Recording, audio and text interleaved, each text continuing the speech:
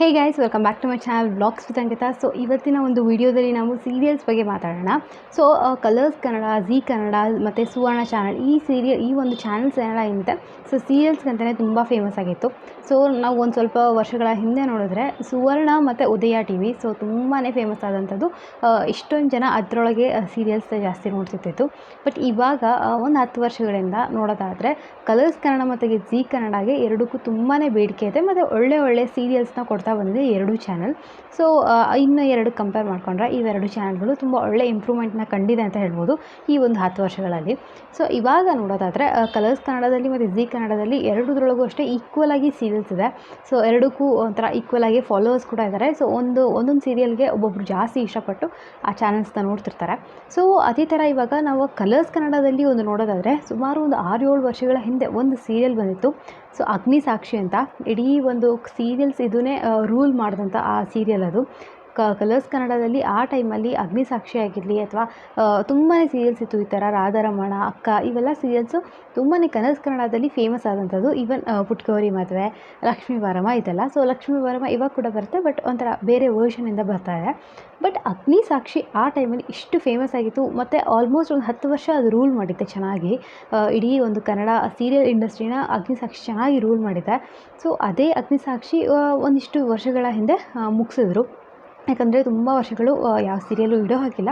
So ಅದಕ್ಕೂ ಕೂಡ ಒಂದು ಟೈಮ್ ಲಿಮಿಟ್ ಅಂತ ಇರುತ್ತೆ. ಸೊ ಆಮೇಲೆ ಅವರು ಕಥೆನ ಮುಗಿಸಿ ಅಗ್ನಿಸಾಕ್ಷಿ ಸೀರಿಯಲ್ನ ಮುಗಿಸಿದ್ರು. ಸೊ ಅದರೊಳಗಿರುವಂಥ ಆರ್ಟಿಸ್ಟ್ಗಳು ಕೂಡ ಅಷ್ಟೇ ತುಂಬ ಒಳ್ಳೆ ಹೆಸರು ಮಾಡಿ ಇವಾಗ ಬೇರೆ ಸೀರಿಯಲ್ಸಲ್ಲಿ ಕೂಡ ಅವರು ಮಾಡ್ತಾಯಿದ್ದಾರೆ. ಆ ಚಾನಲಲ್ಲೇ ಇಲ್ಲ, ಬೇರೆ ಚಾನಲ್ಸಲ್ಲೂ ಹೋಗಿ ಅವರು ಆ್ಯಕ್ಟ್ ಮಾಡ್ತಾಯಿದ್ದಾರೆ ಇವಾಗ. ಬಟ್ ಆ ಒಂದು ಸೀರಿಯಲಿಂದ ಅವರಿಗೆ ತುಂಬ ಒಳ್ಳೆ ನೇಮ್ ಸಿಕ್ತು. ಸೊ ಅದು ಆ ಸೀರಿಯಲಿಂದ ತಂದು ಕೊಟ್ಟಿದ್ದು ಅವರಿಗೆ. ಸೊ ಇವಾಗ ಮತ್ತೆ ಏನು ಹೊಸ ನ್ಯೂಸ್ ಇದೆ ಅಂತ ಅಂದರೆ ಅಗ್ನಿಸಾಕ್ಷಿ ಅವಾಗ ಏನು ಬಂದಿತ್ತು, ಸೊ ಇವಾಗ ಮತ್ತೆ ಅಗ್ನಿಸಾಕ್ಷಿ ಪಾರ್ಟ್ 2 ಥರ ಬರ್ತಾ ಇದೆ. ಅಂದರೆ ಅಗ್ನಿಸಾಕ್ಷಿ 2ನೇ ಅಧ್ಯಾಯ. ಸೊ ಇವಾಗ ನಾವು ಝೀ ಕನ್ನಡದಲ್ಲಿ ನೋಡ್ತಾ ಇದ್ದರೆ 2-3 ಸೀರಿಯಲ್ ಆಲ್ಮೋಸ್ಟ್ ಹಳೆ ಹೆಸರಿಟ್ಕೊಂಡೇ ಬರ್ತಾ ಇರೋದು. ಕಲರ್ಸ್ ಕನ್ನಡದಲ್ಲಿ ಇವಾಗ ಆಲ್ರೆಡಿ ಲಕ್ಷ್ಮೀ ಬಾರಮ್ಮ ಹಳೆ ಹೆಸರಿಟ್ಕೊಂಡೇ ಮತ್ತು ಹೊಸ ಅಧ್ಯಾಯ ಥರ ಬರ್ತಾ ಇದೆ. ಸೊ ಅದೇ ಥರ ಝೀ ಕನ್ನಡದಲ್ಲಿ ಕೂಡ ಅವ್ರು ಮಾಡಿದ್ರು. ಬ್ರಹ್ಮಗಂಟು ಬರ್ತಾ ಇದೆ, ಹಾಗೆ ಲಕ್ಷ್ಮೀ ನಿವಾಸ ಅದು ಹೊಸ ಸೀರಿಯಲ್. ಬಟ್ ಅದು ಬಿಟ್ಟು ಕೂಡ ಅಷ್ಟೇ ನೀವು ನೋಡೋದಾದರೆ ಶ್ರಾವಣಿ ಸುಬ್ರಹ್ಮಣ್ಯ, ಶ್ರೀವಸ್ತು ಶುಭಮಸ್ತು, ಸೊ ಈ ಥರ ಒಂದಿಷ್ಟು ಸೀರಿಯಲ್ಸ್ಗಳು ಅದೇ ಹಳೆ ಹೆಸರನ್ನ ಇಟ್ಕೊಂಡು ಮತ್ತೆ ಬರ್ತಾ ಇರೋದು. ಸೊ ಇವಾಗ ಅದು ಒಂಥರ ಟ್ರೆಂಡ್ ಆಗಿದೆ ಅಂತ ಹೇಳ್ಬೋದು. ಮತ್ತು ಜೊತೆಯಲ್ಲಿ ಸೊ ಈ ಸೀರಿಯಲ್ಸ್ ಎಲ್ಲ ಏನಿತ್ತು ಸೊ ಆ ಟೈಮಲ್ಲಿ ತುಂಬ ಒಳ್ಳೆ ಹೆಸರು ಮಾಡಿದಂಥ ಸೀರಿಯಲ್ಗಳಿದು. ಸೊ ಇವಾಗ ಅದೇ ಥರ ನೋಡೋದಾದರೆ ಅಗ್ನಿಸಾಕ್ಷಿ ಮತ್ತೆ ಬರ್ತಾ ಇದೆ. ಸೊ ಅಗ್ನಿಸಾಕ್ಷಿ ಪಾರ್ಟ್ 2 ಅಂತಾದರೂ ಹೇಳ್ಬೋದು, ಅಥವಾ ಬರೀ ಅಗ್ನಿಸಾಕ್ಷಿ ಅಂತ ಅಂದರೂ ಮತ್ತೆ ಸ್ಟಾರ್ಟ್ ಮಾಡ್ಬೋದು. ಅದೇ ಆಕ್ಟರ್ಸ್ ಎಲ್ಲ ಇರ್ತಾರಾ ಅಥವಾ ಏನು ಮತ್ತು ಹೊಸಬ್ರನ್ನ ತರ್ತಾರಾ ಅಂತ ನೋಡಬೇಕು. ಬಟ್ ಇವಾಗ ಸುದ್ದಿ ಮೂಲಗಳ ಪ್ರಕಾರ ಅಗ್ನಿಸಾಕ್ಷಿ ಮತ್ತೆ ಬರ್ತಾ ಇದೆ ಅಂತ ತಿಳಿದು ಬಂದಿದೆ. ಸೊ ಇದೇ ಥರ ಅಪ್ಡೇಟ್ಸ್ ಎಲ್ಲ ನಾನು ಕೊಡ್ತಾ ಇರ್ತೀನಿ ಮತ್ತೆ ನನ್ನ ಚಾನಲಲ್ಲಿ. ಸೊ ಮತ್ತೆ ಯಾರ್ಯಾರೆಲ್ಲ ಬರ್ತಾರೆ ಈ ಒಂದು ಸೀರಿಯಲ್ಗೆ, ಏನಾಗುತ್ತೆ ಏನು ಅಂತ ಖಂಡಿತವಾಗ್ಲೂ ನಾನು ನಿಮ್ಮೆಲ್ಲರಿಗೂ ತಿಳಿಸ್ತೀನಿ. ಸೊ ಯಾರೆಲ್ಲ ಅಗ್ನಿಸಾಕ್ಷಿ ಮತ್ತೆ ನೋಡೋಕ್ಕೆ ಕಾಯ್ತಿದ್ದೀರಾ ಅಂತ ಕೂಡ ಕಮೆಂಟ್ ಸೆಕ್ಷನಲ್ಲಿ ಕಮೆಂಟ್ ಮಾಡಿ ತಿಳಿಸಿ.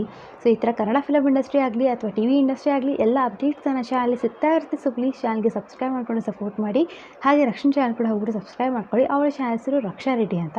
ಡೈಲಿ ವೀಡಿಯೋಸ್ ಹಾಕ್ತಾಳೆ, ನಿಮ್ಮೆಲ್ಲರಿಗೂ ಇಷ್ಟ ಆಗ್ಬೋದು. ಸೊ ಮತ್ತೆ ಹೊಸ ವೀಡಿಯೋದಲ್ಲಿ ಸಿಗ್ತೀನಿ. ಟೇಕ್ ಕೇರ್, ಬಾಯ್.